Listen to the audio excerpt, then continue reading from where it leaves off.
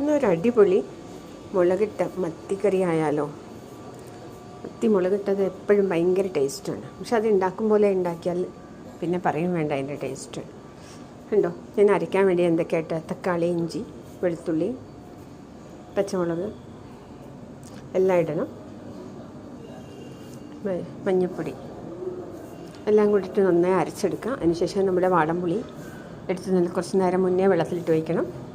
അത് ഒഴിക്കാം. അത് വേറെ ചട്ടിയിൽ ഒഴിച്ചിട്ട് കുറച്ച് തക്കാളി അതിനകത്തേക്ക് ഇടുക. പിന്നെ എത്രയാണ് വേണ്ടത് മുളക് പൊടി, ഉപ്പ് ഇട്ട് പിന്നെ നമ്മൾ അരച്ച് വെച്ച മസാല ഉണ്ടല്ലോ അതെല്ലാം കൂടി ചേർക്കുക.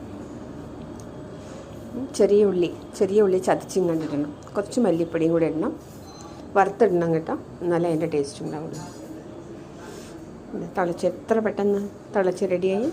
ലാസ്റ്റിൽ നമ്മൾ മീനിട്ട് കഴിഞ്ഞിട്ട് കുറച്ച് നേരം അടച്ച് വെച്ചിട്ട് ഒന്ന് വേവിക്കണം. അതിനുശേഷം നമ്മുടെ പച്ച വെളിച്ചെണ്ണ അതിൻ്റെ മുകളിൽ കൂടെ ഒഴിച്ച് കടിപ്പത്ത കറിവേപ്പിലയും കൂടെ ഇട്ട് കഴിഞ്ഞാൽ ഭയങ്കര ടേസ്റ്റാണ്. ഒന്ന് കഴിച്ചെന്ന് നോക്കണം. എല്ലാവരും ഉണ്ടാക്കി നോക്കും ഇതേപോലെ ടേസ്റ്റ്.